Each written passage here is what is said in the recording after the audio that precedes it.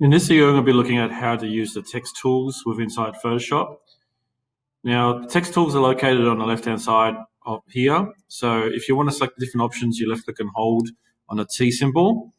And inside there, you'll have 4 different options. The first one's pretty simple. It's the horizontal type tool. So you click on the screen, it'll come up with some Latin sort of text, some placeholder text. And then what you do is you can type in there. So I will just type in my name.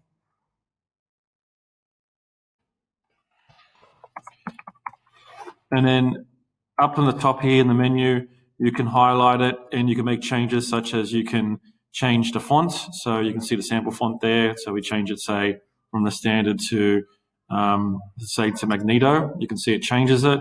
You can change whether it's bold. Not all fonts have different options in there. So some don't have the italics, but most do. You can change the size through the points here.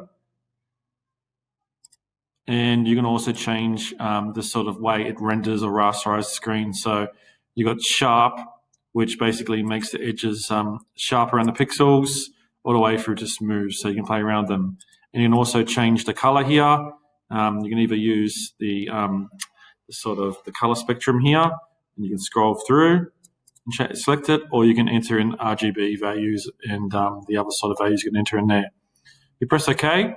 And then the last thing you can also do too is you can justify it. So it's default to left, but you can center it. You can set it to the right. You can change the different justifications there. Another handy feature is that if you left click and hold is you can also do the vertical tool. So say you want to write vertically instead of horizontally. Then what will happen is anything entered into there, so I'll put my name in there again, you can see it will go vertical instead of horizontal.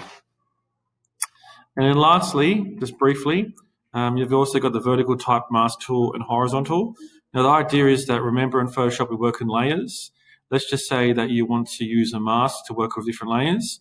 You could use the vertical type tool to type out something, and then that will have an effect on the layers behind it. So say you've got an image and you want to cut out that image with some letters, I would suggest you use the mask tool, whether it's vertical or horizontal. But we'll be looking at masks more in future videos. If you have any questions, please let me know. Otherwise, good luck.